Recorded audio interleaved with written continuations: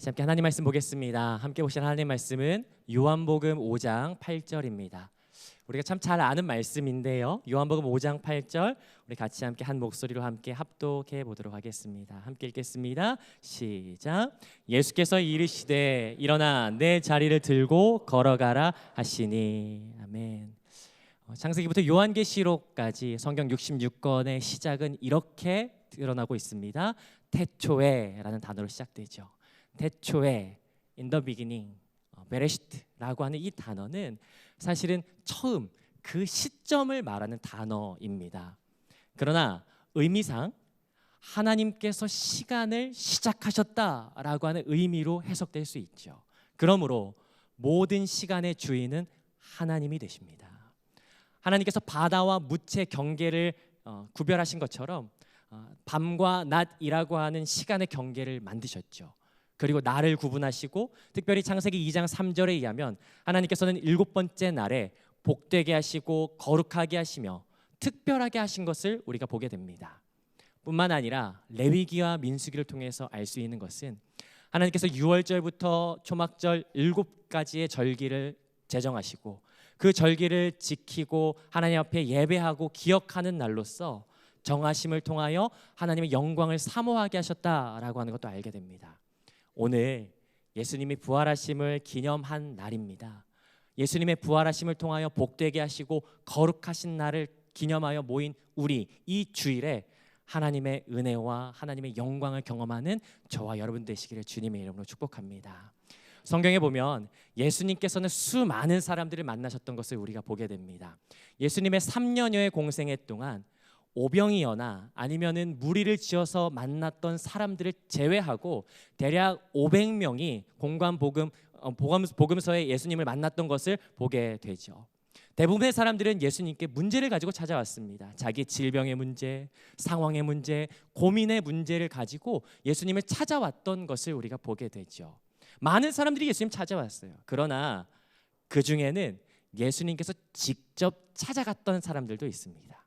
일전에 한번 나눴지만 거라사 광인을 예수님께서 직접 찾아가셨어요. 사마리아 여인을 찾아가셨습니다. 제자들이 바다 가운데서 곤경에 처했을 때 예수님께서 그들을 찾아가셨습니다. 그리고 오늘 또 다른 한 사람을 예수님께서 찾아가십니다. 오늘 그 사람을 우리 같이 함께 살펴보고 싶어요. 그 사람은 다름 아닌 예루살렘에 사는 사람이었거든요.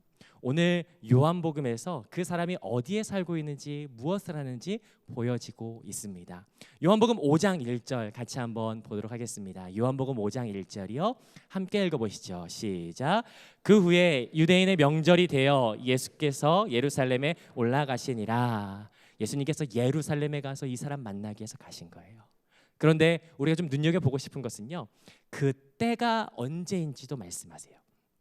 그때, 여러분 그때가 언제입니까? 유대인의 명절이다라고 이야기하죠. 마태복음, 마가복음, 누가복음을 우리는 공관복음이라고 합니다. 이 공관복음은요, 예수님의 행적을 추적할 때 예수님이 지리적 이동을 하는 것을 추적하고 있어요.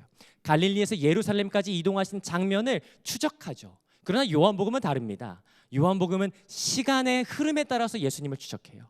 어떤 시간에, 어떤 때에, 언제 예수님께서 무엇을 하셨고 누구를 만나셨느냐? 여기에 집중하는 것이 바로 요한복음입니다. 그래서 요한복음에는 특별히 절기들이 등장해요. 2장, 5장, 6장, 7장, 10장, 11장에 절기들이 등장하죠. 이 때를 전후로 또는 이때 누구를 만나시고 어떤 사건을 행하시는지 알아보는 것이 우리가 요한복음을 공부하고 요한복음을 알아가는데 아주 중요한 열쇠가 됩니다. 그런데요, 오늘 5장에 보니까 다른 장에서는 그 절기가 무엇인지 분명하게 말하거든요.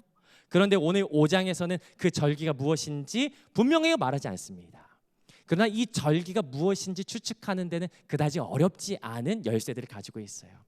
성경을 쓴 저자들은 자기들마다 독특하게 쓰는 단어들이 있거든요. 특별히 요한 같은 경우에는 유대인의 명절이라고 하는 독특한 단어를 씁니다. 성경 전체를 볼 때 유대인의 명절이라고 하는 단어를 쓰는 사람은 요한밖에 없어요. 그렇다면 요한이 유대인의 명절이라고 하는 단어와 함께 어떤 절기들을 썼는지 추적한다면 5장에 나타나는 절기가 무엇인지 우리는 알 수 있습니다.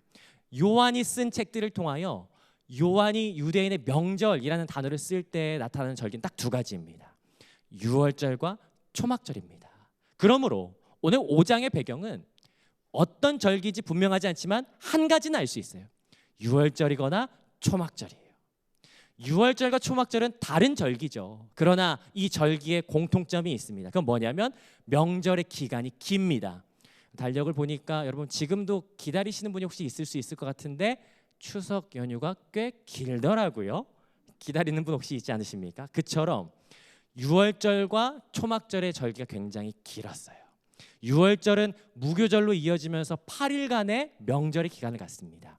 초막절도 8일간의 기간을 갖죠. 그러므로 요한복음 5장의 배경은요, 초막절인지 유월절인지는 분명하지 않지만 그러나 긴 연휴 가운데 있는 명절이었을 겁니다. 여러분, 긴 연휴였기 때문에 훨씬 더 많은 사람들이 예루살렘을 방문했을 것이에요. 그리고 그 예루살렘에는 이전보다 더 큰 축제와 기쁨이 가득했을 겁니다. 많은 사람들이 북적거리고 많은 사람들이 즐거워하고 기뻐하는 그 곳 가운데 이 번잡했을 도시에 예수님은 예루살렘 성을 벗어나서 북쪽의 양문이라고 하는 곳을 통과하여서 변두리 지역으로 나가시죠. 그곳은 흐르는 물처럼 왕래하는 사람이 많았던 축제의 장이었던 예루살렘과는 정반대로 고여있는 물처럼 왕래가 거의 없는 싸늘한 한 장소였습니다. 그곳이 어딘지 우리 2절 같이 한번 살펴보시죠. 2절 같이 한번 읽어보겠습니다. 시작. 예루살렘에 있는 양문 곁에 히브리 말로 베데스다라 하는 못이 있는데 거기 행가 그곳은 바로 베데스다였습니다. 여기 보니까 히브리 말로 베데스다라고 하는 것을 통해서 알 수 있는 것은 아마도 유대인으로부터 이 베데스다라고 하는 명칭이 붙여지기 시작했던 것 같습니다. 아마 우리가 알고 있듯이 자비의 집 또는 솟아오르는 물들이라고 하는 의미를 지니고 있는데 이 가지고 있는 이 이름에는 늘 언제나 따라다니는 전설이 하나 있었습니다. 그 전설은 오늘 4절에서 같이 함께 관찰할 수 있는데요. 성경에는 괄호로 묶어서 마치 부록처럼 이런 전설이 있더라 라고 하면서 4절을 이야기하고 있죠. 4절 같이 한번 읽어보도록 하겠습니다. 4절 함께 읽습니다. 시작. 이는 천사가 가끔 못에 내려와 물을 움직이게 하는데 움직인 후에 먼저 들어가는 자는 어떤 병에 걸렸든지 낫게 되밀어라. 솟아오르는 물들이라고 하는 의미에서 알 수 있듯이 아마 이 연못에는 간헐적으로 물이 솟아오르는 현상이 있었던 것 같습니다. 자료를 좀 더 찾아보니까 이 베데스다에는 아마 온천수가 유입되면서 간혹가다 물이 뽀글뽀글 올라오거나 진동하는 현상이 있었다고 이야기하고 있습니다. 사람들은 이것을 뭐라고 이야기했냐면 천사가 내려와서 물을 흔든다라고 여겼던 것이고요. 공교롭게도 이곳에서 누군가가 기적의 치유를 경험했다라고 하는 소문이 덧붙여지면서 마치 이곳은 모든 질병으로부터 깨끗하게 회복할 수 있는 곳, 그래서 자비가 넘치는 곳, 은혜가 넘치는 곳이라고 베데스다라 이름하기 시작했을 것입니다. 좀 더 찾아보니까 베데스다라고 하는 연못은 두 개의 연못이 합쳐진 곳이에요. 그 너비가 축구장 하나만한 크기라고 이야기하죠. 그리고 마치 축구장에 하프라인이 있는 것처럼 그 두 연못 사이에 기다란 행각이 하나 있었고 그리고 이 두 연못을 사방으로 두르는 4개의 행각이 있었습니다. 그렇기 때문에 오늘 2절 후반부에 보니까 행각 5개가 있었다라고 기록하고 있죠. 이곳을 사람들은 은혜의 집, 자비의 집이라고 부르기 시작했습니다. 어떤 질병이든 이곳에만 가면 다 나을 수 있는 곳, 들어가기만 하면 내가 어떠한 문제를 가지고 있든 완전히 회복할 수 있을 것이다 라고 하는 희망을 품게 만드는 곳. 그랬기 때문에 이곳에는 수많은 사람들이 찾을 수밖에 없었고 이곳을 자비의 집, 그래 그곳엔 자비가 있어 라고 부르는 것은 어쩌면 당연한 것일지도 모르겠죠. 그러나 조금만 생각해 보면 사실 이곳은 자비가 없는 곳이었습니다. 은혜가 상실된 곳이었어요. 왜냐하면 3절에 보니까요. 3절 같이 한번 읽어보시겠습니다. 3절 시작. 그 안에 많은 병자, 맹인, 다리 저는 사람, 혈기 마른 사람들이 누워 물의 움직임을 기다리니. 이곳에는 수많은 병자들이 누워 있었죠. 특별히 여기 누워 있었다라고 하는 단어를 좀 살펴볼 때 이 단어는 분명 사람들의 모습을 그리고 있는 단어가 분명합니다. 그러나 이 단어를 통하여 사람들이 어떤 상태로 있었는지도 우리는 유추해 볼 수 있습니다. 누워 있었다라고 하는 것은 단순히 그 모습만이 아니라 그들의 내면과 그들의 모습, 그들의 상태까지도 꿰뚫는 단어가 분명하죠. 왜냐하면 이곳에 모여 있는 사람들은 병자였습니다. 특별히 병자가 누워 있었다라는 것을 생각해 볼 때 병자가 누워 있다라고 하는 것은 이 병이 중한 질병이었다라고 하는 것을 생각해 볼 수 있죠. 중한 질병이기 때문에 누워 있을 수밖에 없는 상태. 사람들은 이곳에 모여 있었는데 그 사람들은 모두 중한 질병을 가진 저마다 괴로운 상태를 가지고 있는 사람들이었다라는 것을 알 수 있습니다. 그뿐만이겠습니까? 이 물은 언제 동할지 아무도 모른다라는 거예요. 그랬기 때문에 이 물이 동할 때를 하염없이 기다리던 사람들, 기다리다 지쳐 누워 있을 수밖에 없는 모습을 보여주는 것이죠. 그러므로 이곳에는 많은 사람들이 누워 있었어요. 정말 누워 있었는지 아니면 앉아 있었는지 분명하지 않지만 그러나 분명한 것은 하나 있습니다. 그들이 어떠한 모습으로 있던 간에 그들의 시선은 늘 언제나 저 수면을 향하여 고정되어 있었다라는 사실이죠. 어쩌다가 물이라도 잠깐 흔들리는 낌새가 있다면 이 고요했던 베데스다는 요란한 소동으로 난리가 났을 것입니다. 가장 먼저 들어가야만 나을 수 있어요. 레이디 퍼스트 그런 거 없습니다. 장유유서요? 그런 거 없어요. 필요하다면 내 앞에 가는 사람의 머리끄댕이를 잡아서라도 내가 먼저 들어가야 돼요. 치열한 경쟁, 끊임없는 경계. 그리고 그 요란한 소동이 일어나고 나면 희비는 명확하게 갈리겠죠. 1등이 아니었던 모든 사람들은 다시 자기 자리로 되돌아오면서 이렇게 되뇌었을 겁니다. 아, 조금만 빨랐더라면 다음엔 내 차례야. 내가 절대 봐주지 않아. 내가 쟤만 없었더라면 아유 아쉽다. 이러지 않았겠습니까? 아니요. 이렇게 말하는 사람은 여기 온 지 얼마 안 되는 사람일 겁니다. 여러분 아시죠? 이러한 일들이 반복되면, 실패가 반복되면 낙심된 마음이 커지기 마련입니다. 낙심된 마음이 커졌을 때 동일한 사건이 발생하면 체념해 버리죠. 됐다. 에휴 됐다. 그리고 비관합니다.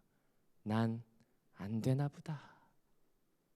그러면서 절망의 깊은 수렁으로 빠져들게 되겠죠. 평소에는 이곳은 별다른 문제가 없었을 겁니다.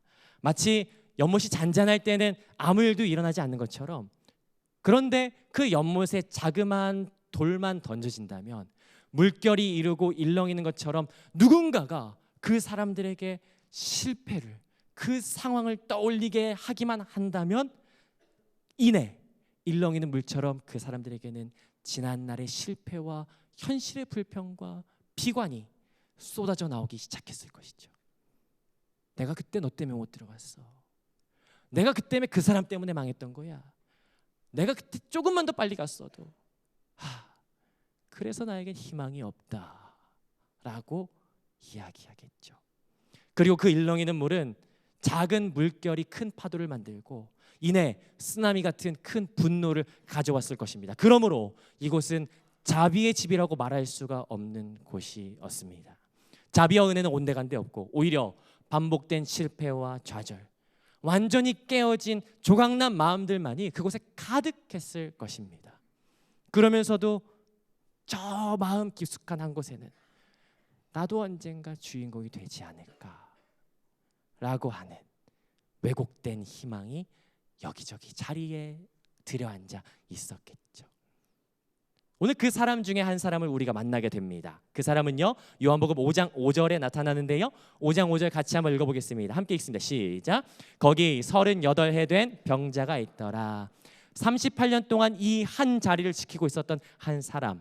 여러분, 이 사람의 고통은 이루 말할 수 없을 것입니다. 여러분, 38년이라는 세월이 어떤 세월인지 아십니까?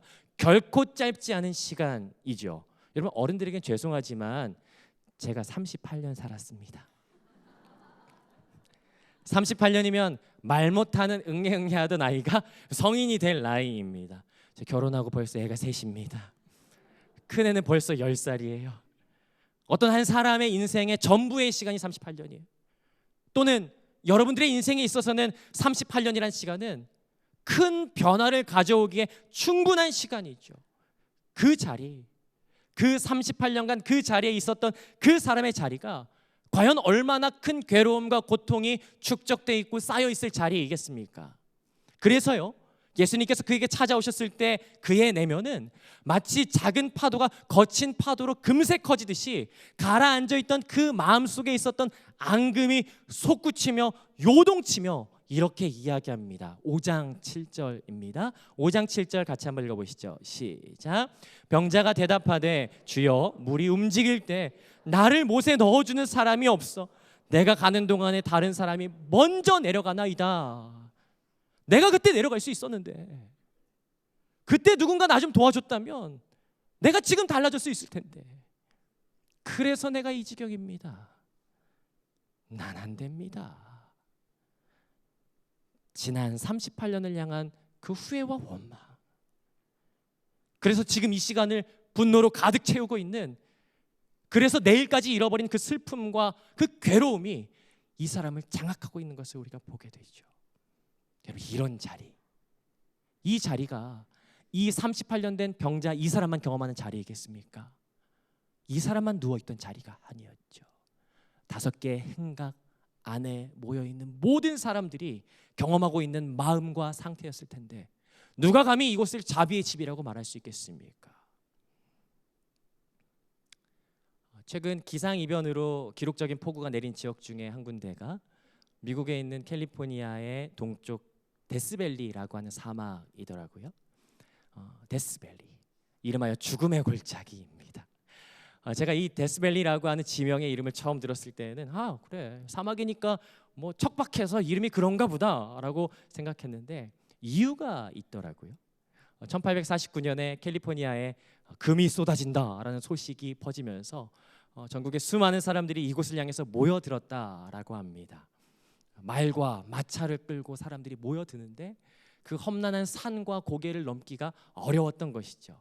그래서 사람들이 그나마 선택했던 곳은 이 데스밸리라고 하는 그나마 평평한 지형을 선택했던 것이었습니다. 그런데 아이러니하게도 이 평평한 지형은 사막이었죠. 사막을 통과하는 것은 사실은 쉽지 않습니다. 여러분 아시겠지만 사막은 알다시피 아무것도 없는 곳입니다. 뜨거운 기후에 물도 그늘도 없는 이곳을 무사 통과한다는 것은 사실 쉽지 않은 일이겠죠. 마차를 패서 땔감을 삼고 그렇게 애를 쓰면서도 많은 사람들이 여기를 통과하려 힘을 써봤지만, 그러나 데스밸리라고 하는 이름이 생성될 만큼 이곳에서 많은 사람들이 죽어갔다라고 이야기가 전해집니다. 그런데요, 아이러니하게도 이 많은 사람들이 여기서 죽게 된 가장 큰 이유는 배고픔도 아니고 뜨거움도 아니고 어떤 다른 이유가 아니라 그건 바로 신기루 때문이었다라고 전해집니다. 여러분 혹시 신기루를 아십니까? 뜨거운 사막에서 공기의 밀도 차이에서 생기는 빛의 굴절 현상.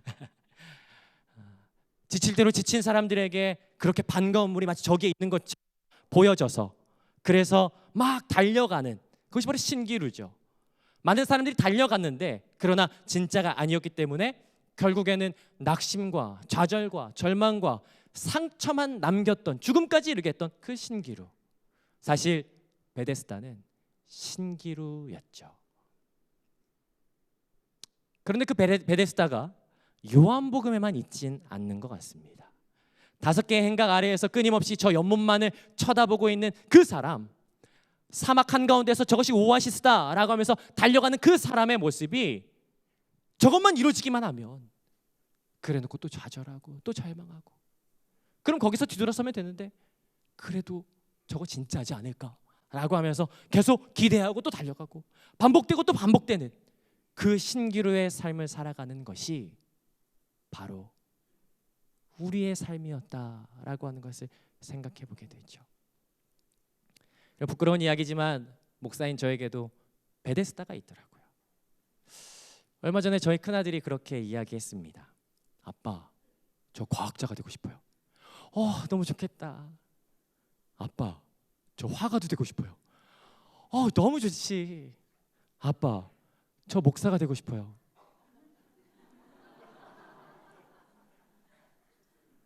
제가 아무 말도 못했습니다. 왜냐하면 요 근래 제 마음 가운데 깊은 고민이 하나 있어요. 그 고민의 시작은 다름 아닌 같이 함께 공부했던 저희 친구 목사들이 사역을 그만두고 직업을 찾아갔던 일들에서 시작되었어요. 제가 엊그제도 전화했거든요. 어때? 좋아? 그러자 한치도 망설임 없이 좋아! 이러는 거예요. 여러분 아실런지 모르겠지만 한국교회에서 부교육자로 청빙을 마지막으로 밟는 시기는 평균적으로 38살로 봅니다. 그런데 담임교육자의 청빙 시기는 평균 50살로 봐요. 개척교회 생존율은 0.4%입니다. 대부분의 40대 교육자들이 불안한 시기를 경험하죠. 근데 저희 아들이 아빠, 나도 목사 되고 싶어. 이렇게 하는데 제가 여기에서 대답을 못 하겠는 거예요. 나도 잘 모르겠는데 그 대답을 못 하는 거죠. 그러면서 그런 말이 나오더라고요. 저희 아들이 들리게는 말 못하지만 저 혼자 어디 누가 나 좀 안 꽂아주나? 나 꽂아줄 사람 없나? 그때 내가 무리해서라도 유학 갔더라면 달라졌을 텐데. 그때 내가 다른 데 갔더라면 좀 달라졌을 텐데. 야, 내가 그때 서울에 남아 있었더라면 좀 더 기회가 열리지 않았을까? 앞으로 난 어떻게 하지? 공부를 좀 더 하면 될까? 아니면 늦었지만 유학을 준비해 볼까? 이것만 하면 되지 않을까? 라고 하면서 후회와 절망, 염려로 가득 찬 지난 밤을 보냈습니다. 마치 38년 된 그 사람처럼 말입니다. 그런데 저만 이런 고민하는 건 아니겠죠. 바로 저와 여러분들 모두가 이런 마음을 가지고 살아가는 자리가 바로 이 38년 된 병자의 자리가 아닐까 싶습니다.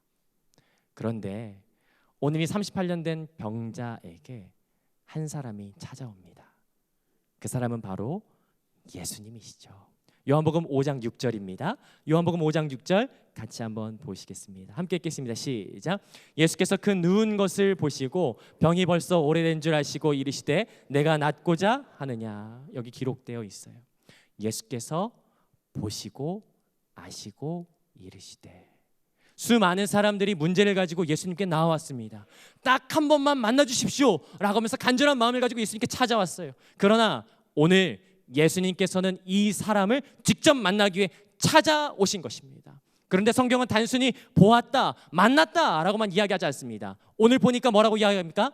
보시고 아셨다라고 하시는 것이에요. 마치 이스라엘 백성이 430년간 바로의 횡포에서 고난당할 때, 너무도 괴로워서 부르짖을 때 자기 백성에게 찾아오셔서 그들의 고통을 보시고 아셨던 것처럼, 그랬기 때문에 그들을 구원하기로 작정하셨던 그 하나님의 마음이 오늘 이 사람에게 임하였던 것입니다. 오늘 예수님께서 이 사람을 찾아오셨어요. 그리고 아셨습니다. 그런데 성경은요, 아셨다에서 끝나지 않아요. 그 사람을 향하여 이렇게 말씀하십니다. 8절입니다. 8절 같이 한번 읽어보겠습니다. 시작. 예수께서 이르시되 일어나 내 자리를 들고 걸어가라 하시니. 여러분 아시지 않습니까? 38년간 이 사람이 누워 있었던 자리예요.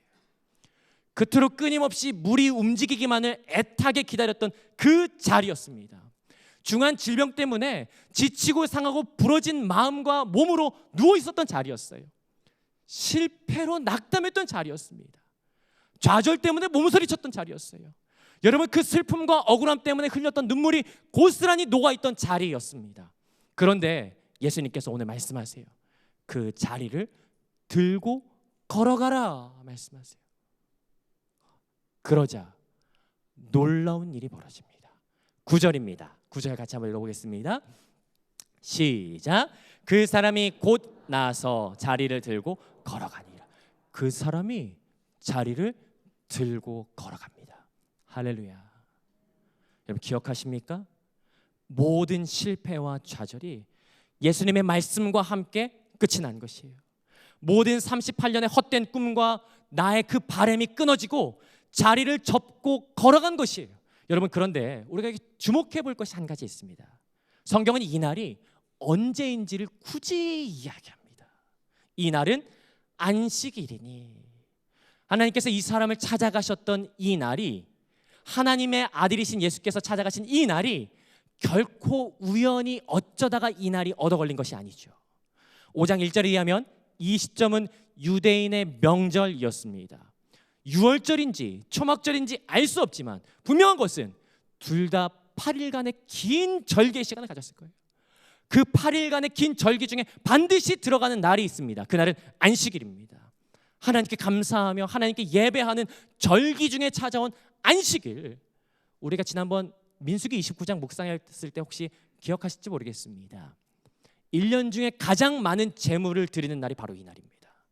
절기 중에 절기, 명절 중에 명절, 하나님을 향한 예배가 가장 뜨거워지는 날, 하나님을 향한 그 기쁨이 가장 충만해지는 날, 주께서 허락하시는 그 영광의 임재가 가장 충만한 날에 하나님께서 이 사람을 회복시키시는 것이죠. 지난 38년간의 긴 세월을 단 한 번에 완전하게 회복시키시는 것을 우리가 보게 됩니다. 자비의 집이었어요. 그러나 실상은 자비가 없는 집이었습니다. 그러나 자비로우신 예수께서 찾아오시자 감당할 수 없는 은혜와 자비가 충만해지는 것을 우리가 보게 됩니다. 그렇게 저한테 목사가 되겠다라고 이야기했던 그 아들, 그리고 대답 못했던 그날 밤에 어김없이 제 마음의 수면에 돌이 던져졌어요. 저희 아들이 이야기했죠. 아빠, 나 목사가 되고 싶어요. 그 작은 돌 하나에 제 마음에 숨겨뒀던 앙금이 다시 용솟음치며 쓰나미가 되어서 제 안에 울려 퍼지기 시작했어요. 근데 생각해 보니까 정확하게 1년 전에도 이 비슷한 불안함과 그 막 괴로운 시간을 보냈었더라고요. 그때도 누가 좀 꽂아주면 안 되나, 그런 시간 보냈었습니다. 근데 그때 정말 신기한 일이 하나 있었습니다. 뭐냐면 한 번도 만난 적도 없고 뭐 누군지도 모르는데 건너 이렇게 아시는 분이 갑자기 연락이 왔던 거예요. 여기 애리조나에 있는 무슨 교회인데 누구 통해서 알게 됐다. 혹시 오겠냐? 뭐 이런 얘기 하더라고요. 근데 뭐 누군지도 모르고 뭐 제가 갈 리가 없죠. 근데 그 순간 제 절망이 바닥을 치고 있을 때 연락 왔던 그 순간 제 마음에 하나님의 위로하심이 임하는 것 같았어요.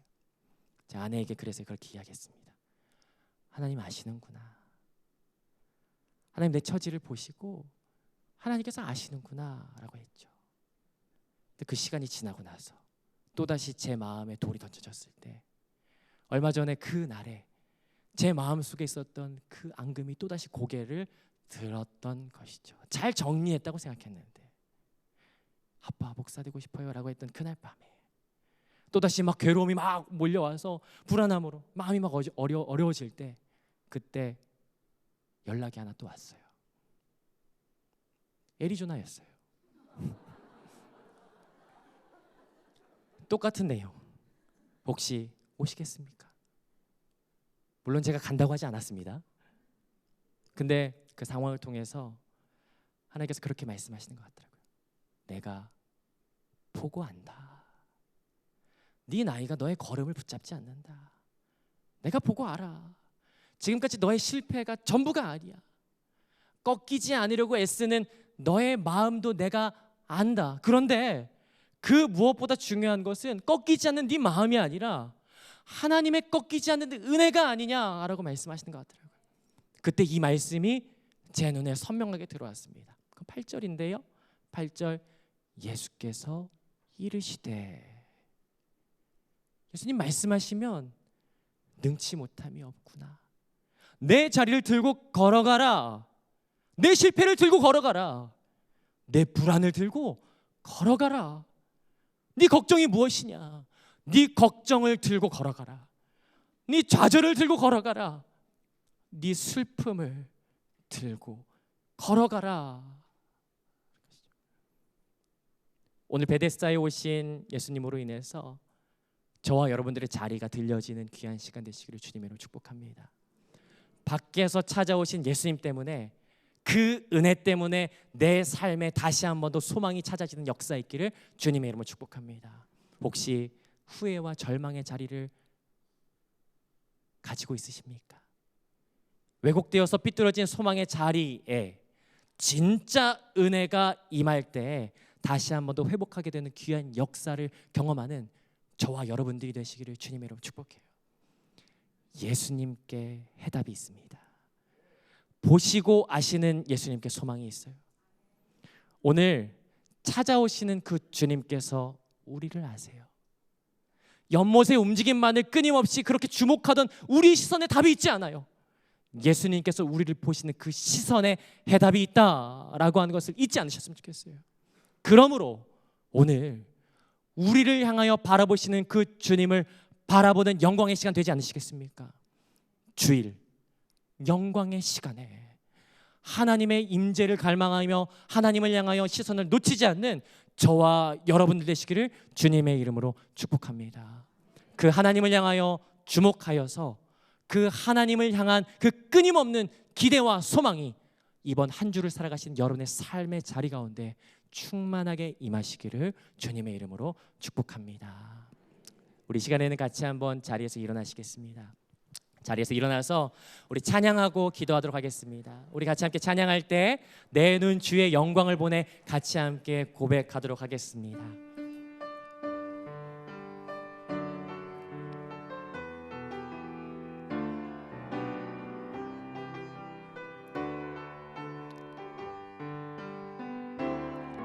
내 눈 주의 영광을 보내 우리 가운데 계신 주님, 그 빛난 영광 온 하늘 덮고 그 찬송 온 땅 가득해. 내 눈 주의 영광을 보내 찬송 가운데 서신 주님, 주님의 얼굴은 온 세상 향하네. 권능의 발을 드셨네. 주의 영광 이곳에 가득해.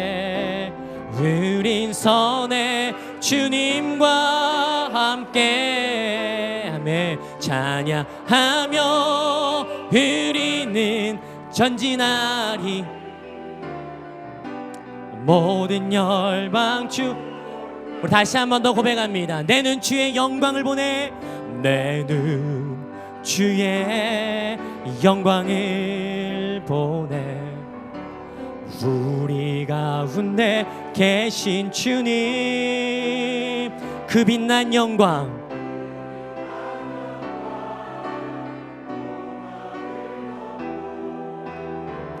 그 찬송 온 땅 가득해. 내 눈 주의 영광을 찬송 가운데 서신 주님, 주님의 내 삶을 향하네. 내 삶을 향하네. 권능의 발을 드셨네. 주의 영광 이곳에 가득해. 우린 선해 주님과 함께 찬양하며 이렇게 고백합니다. 나의 삶이 죽을 때까지, 나의 삶이 죽을. 한 번 더. 주의 영광 이곳에 가득해. 주의 영광 이곳에 가득해. 우린 선해 주님과 함께 찬양하며 우리 전진하. 모든 교회 주 볼 때까지, 모든 교회 주 볼 때 우리 시간에 선 자리에서 같이 한번 기도하시겠습니다. 말씀을 기억하며 기도할 때 하나님, 나의 삶이 베데스다 안에 있었습니다. 끊임없이 후회하고 끊임없이 기대하는 베데스다가 바로 나였습니다. 하나님, 내가 기대하는 소망이 저 연못에 있는 것이 아니라 주님을 향하여 소망을 두게 하여 주시옵소서라고 같이 한번 시간에 결단하며 기도하지 않으시겠습니까? 기도할 때 하나님, 이번 한 주의 삶을 주님 앞에 맡겨드리오니 나의 한 주의 삶 가운데 시선이 주님께 있게 하여 주시옵소서. 같이 함께 기도합니다. 주님 감사합니다. 하나님, 우리의 삶이 베데스다였습니다. 하나님, 끊임없이 기대하는 연못만을 바라보는 베데스다가 바로 나였습니다. 하나님, 나의 삶이, 이 나의 시선이 베데스다에서 주님께 있게 하여 주시옵소서. 하나님, 주님을 향한 소망이 주님께 있기를 소망하나니 주님, 우리의 인생을 붙드시는 주님께 나의 믿음을 두게 하여 주시옵소서. 한 주간의 삶을 주님께 맡겨드립니다. 하나님, 나의 삶 가운데 오직 주여 역사하여 주시옵소서. 주님의 시선을 더욱더 올려드릴 수 있는 내가 되게 하여 주시옵소서. 하나님, 주님 앞에 온 영광 돌리는 삶 되게 하시고 주님 앞에 나아가는 귀한 역사가 있게 하여 주시옵소서. 하나님, 그 역사가 우리의 삶 가운데 있기를 소망합니다. 한 주의 삶 가운데 승리하는 성도가 되게 하여 주시옵소서. 하나님, 후회하고 끊임없이 기대하는 베데스다가 나였습니다. 내가 끊임없이 바라보고 있는 저 연못에 소망이 있는 것이 아니라 주님께 소망이 있는 것을 우리가 말씀을 통해서 보게 됩니다. 하나님, 나의 소망이 주께 있게 하여 주시옵소서. 한 주간 우리의 삶을 주님 앞에 내어 맡겨드리오니 시시때때로 직장에서, 학교에서, 가정에서, 삶의 모든 자리에서 나를 향한 시선이 끊이지 않으시는 그 하나님의 은혜만을 갈망하는 귀한 남산교회가 되게 하여 주시옵소서. 여호와는 내게 복을 주시고 너를 지키시기를 원하며 여호와는 그의 얼굴을 내게 비추사 은혜 베푸시기를 원하며 여호와는 그 얼굴을 내게로 향하여 드사 평강 주시길 원하노라. 주 예수 그리스도의 은혜와 하나님의 사랑과 성령의 교통하심이 너희 무리와 함께 있을지어다.